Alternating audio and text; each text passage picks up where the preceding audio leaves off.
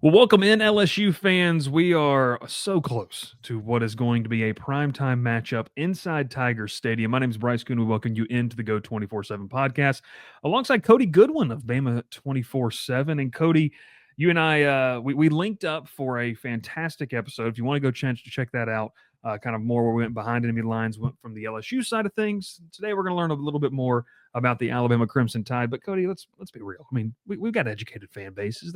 They know each other pretty well, but Cody's going to give us some insight, man. We appreciate you taking the time to hop on.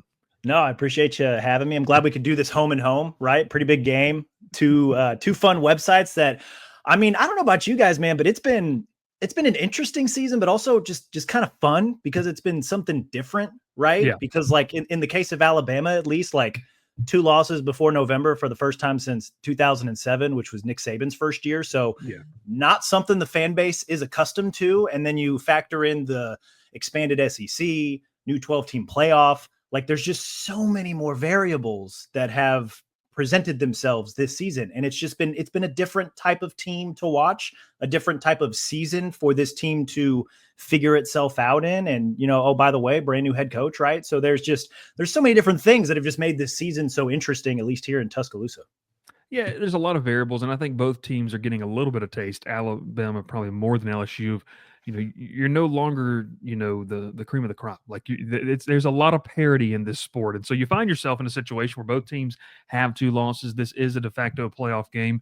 Cody, I got to ask you, as a person who will be in Baton Rouge just in under 24 hours, I guess we could say, are you more excited about the prospect of seeing Paul Skeens and Livy Dunn take the stage at College Game Day, or the fact that rumored, and we've been able to confirm several reports, there's going to be a live tiger inside Death Valley on Saturday night? So, which more are you excited to see? So, as much as I appreciate what Paul Skeens did this summer, and look, I don't consider myself a foremost baseball fan, but watching what him and those LSU teams did and just how he willed them to a national championship and how big baseball has been in the SEC, I've kind of dipped my toe in it a little bit. And so naturally, you follow some of the big names as they make their way to the majors, and him specifically, right? He got called up pretty quick. So it was kind of fun to follow him and do what he was doing. But I tell you what, man, I don't know that the LSU listeners, fans that are listening to this probably give a rip about what I'm about to tell you, but I care about it. I think it's really fun. I've had a little side project this season, okay, where I've tried to take a selfie with every mascot that Alabama has played this season. I'm 7 out of 8 because I get these selfies post game. And the one that I missed, I'm sure you could guess, was the Vanderbilt Commodore because there was a field rush. So I was not able to find the mascot. But when I heard that Mike the Tiger would be there, there's a part of me that's like, all right, I don't know if I'm going to be able to get up close to the Tiger, but if I could get like within a rough distance to get like, hey, like there's a 10-foot selfie or something like that, where I'm like kind of in the frame, but like obviously where the Tiger is like the primary, he's the center of attention there. I don't know, man. Like I feel like that would make up for the fact that I have only missed one selfie so far this season. Well, and you mentioned this too. I mean, first off, for the folks that don't know Cody Goodwin, one of my few stories that I love to tell people is his story about bringing, I can't remember, some Final Four memorabilia back on the plane with him when Alabama made that run last year. You can see it right over there. If you run into Cody in Baton Rouge, if you run into Cody anywhere else, you have to let him tell you the story. It's amazing. It was Delta, right? Shout out Delta. Is that shout out Delta for helping me bring the 4 back from Phoenix. There we go. That's amazing. No, it's Cody Goodwin of Bama 24/7. And man, I'm excited too. First time in 10 plus years since a Tiger has been on there. And it won't be Mike the Tiger. They're actually importing a younger Tiger into, Death Valley, and they're going to have Mike the Tiger and his exhibit like going on at the same time. It is going to be it's going to be chaos, absolute chaos. So it'll be a lot of fun though Saturday night. Well, Cody, kind of like we did on the podcast the other day, we're going to start it off with just kind of the temperature, that vibe check of Alabama fans coming into this one, because I talked a little bit about the LSU side of things, but I'm curious to the confidence level. Where do Alabama fans feel like this team is heading into this game? Kind of felt like after that Missouri win, that was a big one just for confidence. They needed to see a dominant result before they went into this game. Yeah, the fans feel a little better after that, and Mizzou, I don't know, has become the team that we thought they probably could be or should be this season. But still, to take a team that's got, pretty good receivers, has had a pretty good defense so far this season, and to throw a goose egg up, to be able to run the ball the way they did, over 200 yards rushing in that game, that I don't think it settled everything down. But going into the bye week, it was a nice confidence booster going into the bye week. And it had similar vibes to kind of what happened last year, right? Like Alabama lost that game early to Texas. All of a sudden, all the fans are on edge, right? Because that's the 4-team era. No 2-loss team had ever made the 4-team playoff. So it's like, okay, Alabama's got to walk the tightrope the rest of the way. And they were able to do that. Wins over Ole Miss, win over A&M. The Tennessee win right before the bye was huge, right? They rallied from down 20-7, had a scoop and score for, a sack, big touchdown in the fourth quarter that kind of punctuated a comeback. And so there were really good vibes going into the bye week then, which then carried over into the LSU game. We all saw what happened last year. Bryant Denny, that was Jalen Milroe's breakout Charizard game is what I call him, kind of the final evolution, not the final form, but the final evolution of Milroe, this dual threat, playmaking quarterback. And ultimately they parlayed that into an SEC title and got to the college football playoff. I think there were similar vibes after shutting out Missouri. They were able to do a lot of things really well. They have shown continuous improvement. I think defensively, the offense really kind of figured some stuff out in that game. Yeah. And, going into the bye week, they felt better coming out of the bye week. They feel like they're pretty confident. The fans probably still a little on edge, but the team itself, tell you what, man, they feel pretty good. Talking to them and the coaches earlier this week, they feel pretty good. They know that that's a pretty big challenge. They know their backs are against the wall, and so they're not shying away from that aspect of things. But I tell you what, man, I think the bye week came at a good time for them. Maybe not the best time for them, but a good time for them to get healthy and really kind of try and capitalize and build off of those good vibes from the Mizzou win. Yeah, and both teams obviously typically have this bye week before they play each other. And I know for LSU it was a big kind of rest and reset. And both teams coming off very different situations. A win for Alabama, like you said, where it kind of felt like they could coast a little bit, and then just we talked about it on your podcast. I mean, just a situation where it was a nightmare second half there for LSU. So they kind of go into rest and reset mode. I wanted to kind of lead off with this because it's been a big question. A lot of people have posed this to, our staff over at Go 24/7 of, I know there's stuff to be worried about. It's Alabama, but what about the combination of discipline and turnovers? So Cody, let's just start there offensively. Look, anytime you go play in a hostile place, especially a place like Tiger Stadium, it's something that you feel like could rear its ugly head if things start to snowball. What's your concern level? What were some of the comments made by both staff and players about, just dealing with the environment and knowing that they haven't been great at that this season? Yeah, well, they haven't been great at it for a few seasons now, right? You go back to that 2022 season when LSU was able to beat Alabama and effectively end their playoff hopes. That was when, Brian Kelly's first year, they were able to get to Atlanta that year. They have struggled on the road when it comes to penalties. And a lot of it's pre-sap stuff, false starts, delay of games, just simple little silly penalties, discipline stuff, right? They struggled with it when they went to Texas. They struggled with it at Tiger Stadium, Neyland Stadium the last two times when they went to go play in Knoxville.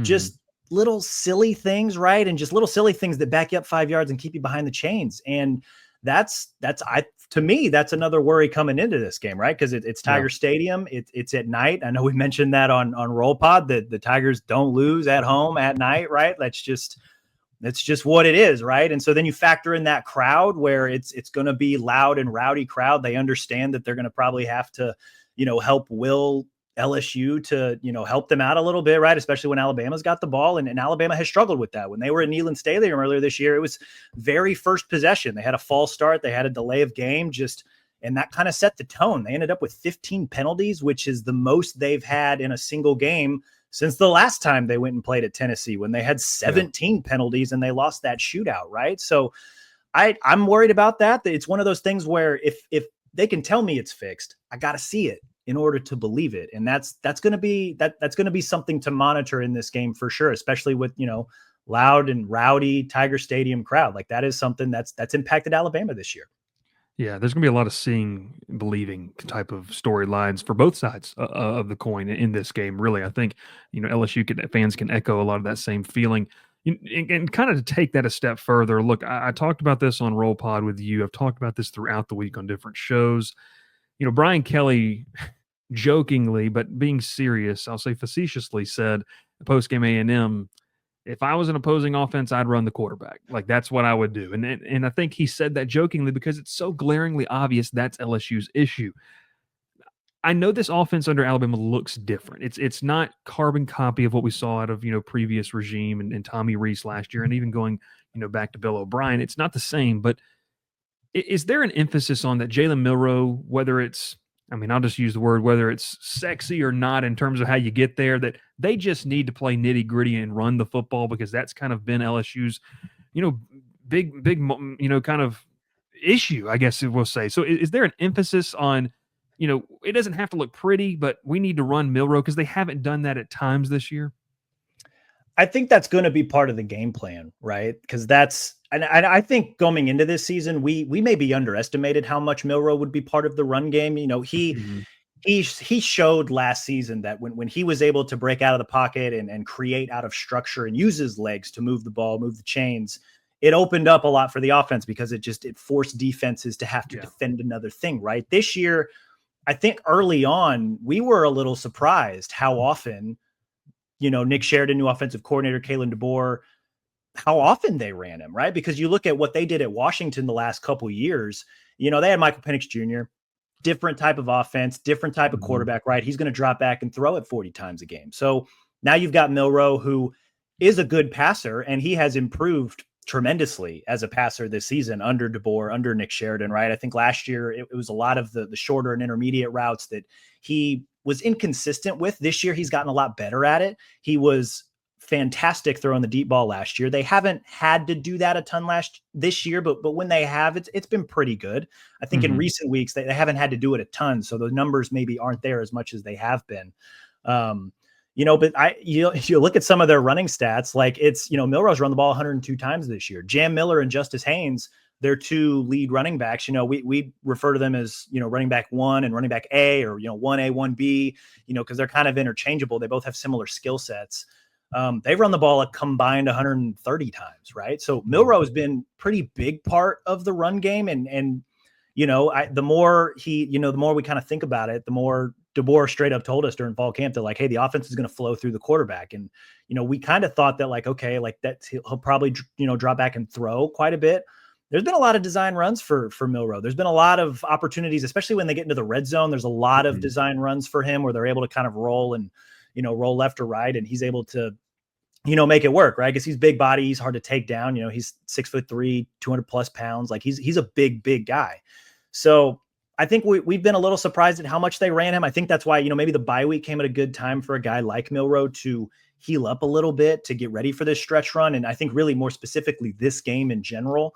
So I think Alabama's going to want to run the ball just because of what LSU has shown on film, but also, I think they've seen that LSU secondary, and you've seen this too, they can be had a little bit. And, you combine that with Ryan Williams and Jeremy Bernard, and they've gotten the tight ends involved a little bit more in recent weeks. And Kendrick Law has come back healthy after missing a few games in the middle stretch of the season. I'm curious to see what kind of offense they roll out there, because we've been begging them to run the ball a little bit more this season, just more so with the running backs than just with Jalen Milroe, because when Alabama decides to commit to run the ball, they're pretty good at it. They just don't regularly or consistently commit to running the ball, which has been kind of a weird subplot, I suppose, of what's otherwise been a pretty good or pretty efficient offensive, unit so far this season. Yeah, no, that's interesting. And I think LSU fans would, once they raise their hand and say, yeah, I sometimes feel like that too. They just can't run the ball, but they've kind of abandoned it at times. But, to stay on the offensive side of the football before we move over to the defense, could you give me maybe one or two names? And you mentioned some right there that just could play a big role that maybe you have tabbing as saying, hey, this guy's got to play well for Alabama to leave with a win. Yeah, I think, you can start with some of the skill guys, right? I mean, we mentioned Ryan Williams, Jeremy Bernard. Ryan Williams, I don't know if you've heard, 17-year-old superstar receiver. Yes.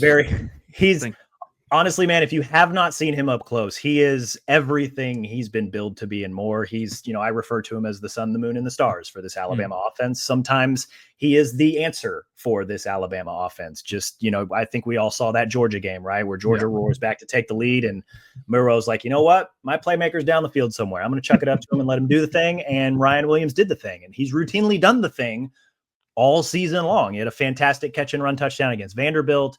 He has, there was a little bit of a stretch there in the middle of the season where, South Carolina's pass rush kind of took away some of what, they were trying to do with Ryan Williams in that game. And then Tennessee's defense might be the best in the country. They did a really good job of just frustrating Alabama's offense entirely. But he bounced back with a nice game against Missouri. He's, again, everybody marvels at the fact that he's 17, but you also have to remember he is just 17, right? He's still learning. He's not a big dude, right? He's more Devonta Smith than he is Julio Jones in terms of size and stature. So, we were kind of worried at the beginning of the season, like, hey, like what's the plan for this guy going to be? Because he might be really good. Can he take those SEC hits week after week after week? And to his credit, he has shown that he can do that. So I think they're going to need a big game out of him just because he's kind of the fuse that really sets the offense off. But I tell you what, another one, not a skill guy, but a guy that probably does need to play pretty well is Elijah Pritchett. He's the starting right tackle. If there's one thing that this LSU defense is very good at, it's getting after the passer, right? We've seen the pressure numbers. They're second in the SEC in sacks. They've done a very, very good job of just getting after the quarterback, and not just getting after the quarterback, but getting them on the ground. So, Milroe is going to do his thing where he's able to maybe shake some guys. He's able to escape the pocket. He's able to create out of structure a little bit. But I'll tell you what, if the right tackle, Elijah Pritchett, who has been kind of the weak spot on an offensive line that has played mostly well this season, if he doesn't bring his A game, there could be a few drives that get blown up, and it goes back to that whole, the frustrating offense. Like there's just every now and again, Alabama has some weird 3 and outs, and it's because of penalties. It's because of maybe miscommunication. It's because of, Elijah Pritchett maybe getting beat off the edge sometimes. And so if he comes and he brings his A game, I think Alabama the offense will be just fine. If not, it could be a pretty up and down night, I think, for Alabama's offense. You mentioned that, and I kind of said this on one of the shows I did this week. I said that's a key matchup for me because I think Alabama's offensive line has really good talent. I think they're good. I just don't necessarily know if it's as elite as we've seen in years past. And in terms of, you kind of circle something with where LSU's been really good, Pritchett, a guy from my own hometown, by the way, Elijah Pritchett there is a guy that, like I said, does need to play well with the way that Braden Swinson and Savion Jones have played on the edge. All right, let's take it over to the defensive side of the football where, look, I'm sure your fans were very frustrated, in the beginning part of the season, but that's why, Cody, teams are allowed to evolve. They're allowed to get better. Let's talk a little bit about the secondary, because I felt like this was a unit that, of course, everyone's just going to circle the Vanderbilt game and say, hey, here's a culture issue. Here's a culture issue. And okay, you know what? Whatever. You have that. But this is a unit that, in my opinion, just watching, not really watching at practice or talking to them, I feel like they've gotten better ever since the Georgia game in that second half where, for lack of better words, Georgia made adjustments and played well in that second half. What are your thoughts on this secondary against a receiving core for LSU that has some good talent? They've hoping to get some guys back, most notably C.J. Daniels, and then Garrett Nussmeier, because the book's out. Like if you disguise stuff pretty well, he might be throwing an interception or two. If not, he's going to pick you apart and be a reason that you lose the ball game. I think this could be not the sole matchup that could decide this game, but a pretty big one, right? If you're going to cut the pie up into how, this game's going to get decided, I would argue that LSU's pass catchers passing offense against Alabama's secondary, I mean, that's probably 60% of the pie right there about what's going to happen here. Because if Alabama can take the ball away, and they've been very good at that, right? They're top 10 nationally in takeaways, right? I think in the last 3 games alone, 10 total takeaways, right? And a lot of that has been interceptions. They play a different type of defense. When Nick Saban was there, right, for 17 years, it was that pattern match defense. And for years, that was great. Right. Because me personally, hand up, I love the idea of pattern match. Like it's just everybody's got an assignment. As long as everybody does their job, it's a brick wall. It's really hard to move the ball against a unit like that. Right. Kane Womack now in at defensive coordinator, came up from South Alabama. it's more vision-based spot drop zone type coverage, right? They still play a fair amount of man because they've still got the athletes to do that, right? It's a lot of Nick Saban's guys that are still a part of that defense. But they play with eyes on the quarterback. They play with eyes on the guys that they're covering, and that allows them to make a lot of plays on the ball, right? They've done a really good job when it comes to pass breakup. They've done a really good job of just jumping routes and allowing the athletes to make plays, right? So that's one aspect to this. The other aspect to this, and maybe why, kind of quietly Alabama secondary has played better in recent weeks, is just that there was a lot of turnover, man. You look at last year's secondary, 4 of the 5 starters are no longer on this roster, right? 3 of them ended up in the NFL. Terrion Arnold, Kool-Aid McKinstry, Jalen Key was Mr. Irrelevant. I think he's kind of bounced around a couple different practice squads this year. And then Caleb Downs, All-American safety, he transferred. He's at Ohio State, right? So all you had back was Malachi Moore, who's a 5th-year senior, very talented. He spent his entire career playing that slot corner position, that star in Nick Saban's defense. He's pivoted to safety. So he spent a good chunk of the early part of the season learning a new position, learning new responsibilities, right? And then you bring in a couple of transfers, Keon Sabb from Michigan. He was part of that national championship team last year. So, now he's hurt. He's not even going to be playing this game. So you're going to have Bray Hubbard play behind him, who's good. He's a very solid player, maybe not as athletically gifted as a Keon Sabb, but he's a guy that's going to do his job. Damani Jackson, cornerback from USC, former 5-star guy, but kind of needed a change of scenery, maybe some different coaches to pull out, what was at one point 5-star talent out of him. Yeah. And then after that, you've got, Devonta Smith.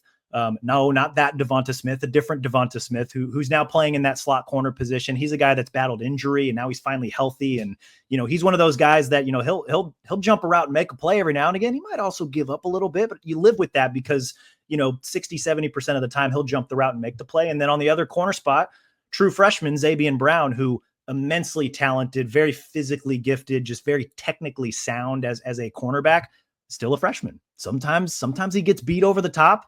Luckily for Alabama, they have given up a fair amount of big shot plays this season. They're a little lucky that they haven't given up a lot more, right? And against Tennessee, Nico Iamaleava had a lot of deep shots that he just didn't connect on. And the one time they finally did, it ultimately led to a touchdown by Dylan Sampson later in the game. Everybody saw that Vanderbilt game, that 4th down where there was miscommunication between the safeties and Pavia was able to hit his receiver deep down the field for a touchdown. So, and then everybody saw Georgia roar back, right? And it was capped off with that 67-yard touchdown pass to Dylan Bell. So this is a secondary that has shown some vulnerability, which is what makes the matchup against LSU's offense and really the pass offense so intriguing, right? Because you got Kyron Lacey, who as good as any receiver that they'll have played this season. Aaron Anderson has been lighting the world on fire this season as kind of that number 2 guy. Mason Taylor, very, very good tight end, as good a tight end as there is around the country. And then Garrett Nussmeier, he turns the ball over a little bit, but, he's a guy that's going to take some risks, right? Like I said on our podcast, like Kane Womack likened him to Brett Favre. Like, not that he's going to be a future NFL Hall of Famer, but he's a gunslinger. He's a risk taker. And sometimes that means hitting the big pass for a touchdown. Sometimes that means maybe you throw a pick sometimes. So, I think LSU maybe lives with that a little bit because they know that they can connect. And against this Alabama secondary, as much as they've improved, this is going to be one hell of a test. And I think it's going to go a long way in deciding, is this game going to be a shootout, or is Alabama going to be able to get enough stops or force a takeaway or two to limit the damage so that they can get the ball back to the offense and they can move the ball back down the field. Alabama's been historically known to have not just 1, not just 2, but maybe 3 or 4, NFL type of players along the front 7. And I'm intrigued here because as we got the news earlier this week that, guard Garrett Dellinger was going to be out of the football game on Saturday. That's a veteran piece. Immediately the conversation between in the trenches, LSU's offensive line against Alabama's front 7, I think became more intriguing a little bit, Cody. So kind of walk me through your thoughts on this matchup. Obviously LSU fans know you're going to have a redshirt freshman, really a sophomore, and DJ Chester starting at center as he has all year. And then you're going to have a player who getting his first career start, Paul Mavinga, again, the Alabama game. That's a fun one to get your start in, but kind of walk me through what can we expect to see out of this Alabama front 7. And is this a game where they feel like, hey, it's a time to put up some NFL tape against 2 tackles that grade out pretty well and their chances to go to the next level? Yeah, man, this front is not, it's not the front of old Alabama defenses, right? There's not a Mm-hmm. game wrecker on this defensive line. There's some really good players. They've got a lot of depth. They rotate, 6, 7, 8 guys depending on, where they're at various points in the game. And, I think maybe the best guy that might resemble that game wrecker, or the guy that could take over a series or two, LT Overton. He transferred in from Texas A&M and, bulked up a little bit. Now he plays on the edge specifically. I'm really curious to see how he holds up against, Will Campbell and Emory Jones. He's a guy that they'll put on both sides of the line, not to hunt matchups, but to just give the offensive line different looks and different feels to try and figure out what works there. So, he's been kind of the primary pass rusher for Alabama this season, or at least the most effective one. So how does he hold up against those tackles? He has done fairly well in one-on-one situations this year.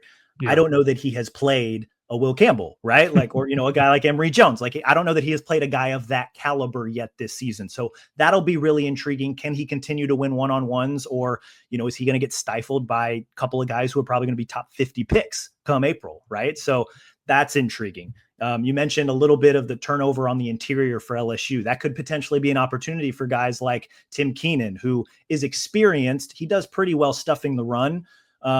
When it comes to rushing the passer, it's a little hit and miss, right? He's not a guy that's going to blow up the middle. He's shown some flashes here and there, and I think he was able to show a little bit more last season because just Alabama had pass rushing dudes all over the field, right? There was a Dallas Turner that offenses had to account for. There was Chris Braswell. There was Justin Aboigbe, who was just a big body who could do a little bit of everything, right? So that opened up a lot of one-on-ones for a guy like Tim Keenan. I don't know that there's enough dudes for Tim Keenan to maybe warrant one-on-ones, which has maybe limited his pass rushing ability this season. But if he does end up with a one-on-one, he's got that capability. I think if Alabama's going to rush the passer and get Nussmeier off platform, or, squeeze the pocket a little bit, they're going to have to bring guys. And that's what also makes this chess match really interesting is, Jahad Campbell is probably going to play in the NFL. He's right now, I think, projected to probably be a day 2 pick. He's kind of the queen on the chessboard type. He can set the edge. He can rush the passer. He can play the run. He can drop into coverage if you need him to. Deontay Lawson is very, very good against the run. He's the green dot in the middle of Alabama's defense, but he's also, when Kane Womack decides to send him on a blitz, he's as good as it gets. So, if Alabama is going to send guys to create pressures instead of just, letting the 4 or 3 up front cook, depending on what alignment they show, that's interesting, right? Because, if you're going to send numbers and play man on the backside, can you get to Nussmeier fast enough, or is he going to get the pass off quick enough? And you're going to have to hope that, the secondary holds up. I think they're going to have to send numbers if they're going to want to get pressure on Nussmeier, or kind of like you said, they're going to have to, show and then drop into something else, or, maybe, act like they're just going to drop back and play the pass and send a delayed blitz, or whatever the case may be. So I'm very curious to see what kind of calls Kane Womack has to try and apply some pressure, to try and mix up some of those post and pre and post snap pictures that Nussmeier is going to be seeing. How are they going to try and frustrate him? Because I don't know that if Alabama just sends their normal 4 guys that they're going to be able to get a ton of pressure, only because they just haven't been able to do that this season. Like we haven't seen it, right? If this is the game to do it, against 2 future NFL tackles, like that would be quite the development. So good look at Alabama defensively and offensively. And I pose this to all of our behind enemy lines guests here on the Go 24/7 podcast. Alabama wins this game if ... Tell me, Cody, what has to happen? Maybe 1 or 2 keys for the Crimson Tide to walk out of Death Valley with a win. I'll give you 2. I think they need to take the ball away from Garrett Nussmeier, and he has shown that he will give you those opportunities, right? So Alabama's got to cash in on those opportunities. It's not enough to just break the pass up, because that gives him another opportunity to perhaps hit the deep shot with Kyron Lacey and Aaron Anderson, right? Or just continue to move the chains with Mason Taylor underneath. No, you have to go take the ball away, right? So that's number 1. But then number 2, Alabama's got to turn those takeaways into points.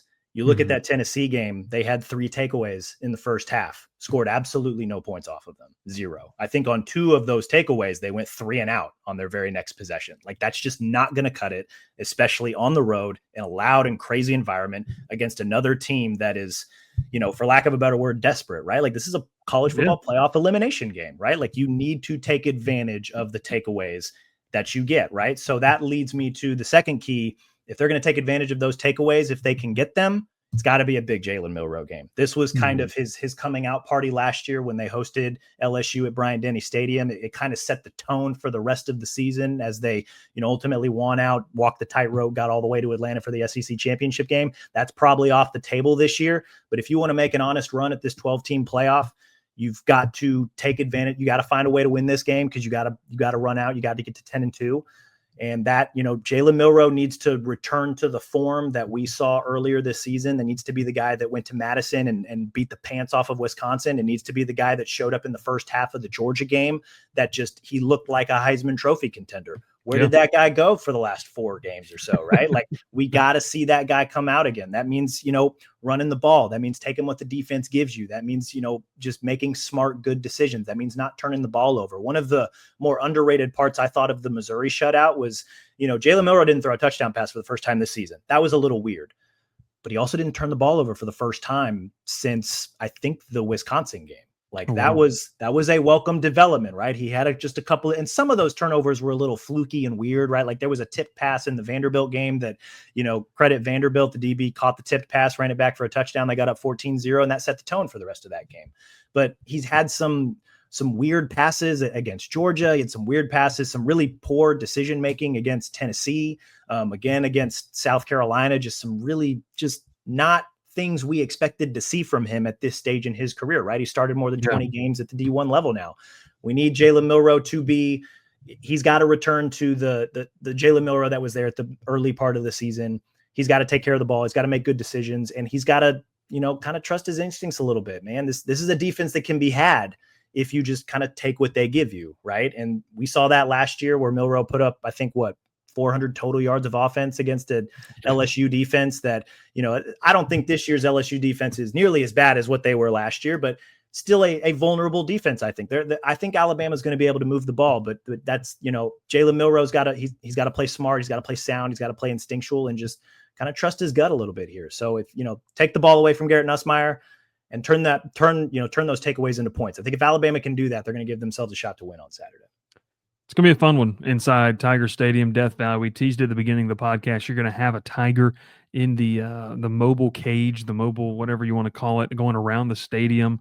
You're going to have Paul Skeens, Livy Dunn. You're going to have, anything and everything you want if you're an LSU or an Alabama fan. From a college football perspective, you're going to see it and you're going to have it inside Tiger Stadium on Saturday night, Cody. Appreciate you hopping on, man. Before we get you out of here, let's let people know if they want to get some last minute tidbits, some last minute notes on what Alabama brings to the table. Where can they find your work and y'all's great team? Yeah, man, we're at Bama 247, part of the 24/7 Sports Network. If you have a sub to Go 247, you can come and read Bama 247. See what our board is saying, some of the stories that me and my colleagues are writing. We also have our own podcast, Roll Pod, where we had Bryce on earlier this week to kind of give the behind enemy lines look at LSU. Great conversation there. I recommend you guys go check that one out. So yeah, that's where we're at, man. And then I'm on Twitter, X, or whatever the heck we're calling it nowadays, just at Cody Goodwin. And tell you what, man, I'm really excited to get to Baton Rouge. I've never been there before, and to get to be there for the first time for Alabama LSU at night with a game of this magnitude with all these stakes. I can't think of a better way to spend the first full weekend of November, right? Oh, it's going to be amazing. And it looks like that hurricane is slowed down and going to kind of avoid us. Could be rain, but LSU fans know, and you'll get to hear it, Cody. The chance of rain inside Tiger Stadium is never. That's what they say down there with 100K plus. So it'll be a lot of fun. LSU, Alabama, good look behind enemy lines. We appreciate Cody Goodwin coming on and talking about it. And the talk's over. It's time to play ball, and we'll be ready for Saturday night. It'll be a lot of fun. We appreciate you tuning in. Make sure you hit that subscribe button, like the video, and make sure you hit notifications as well so you know when we post the latest content or go live. We also want you to make sure to, whether ever you like to listen to your podcast. So, diversity, Apple Podcasts, Stitcher, whatever. I don't even know all the names, Cody, that we're supposed to list out for podcasts, but people love to listen. Make sure you leave us a review there and make sure you subscribe to that feed. Completely free for you to do. Make sure you do that so you know when we drop the latest episodes. This is all the time we have for tonight. We will catch you next time here on the Go 24/7 podcast.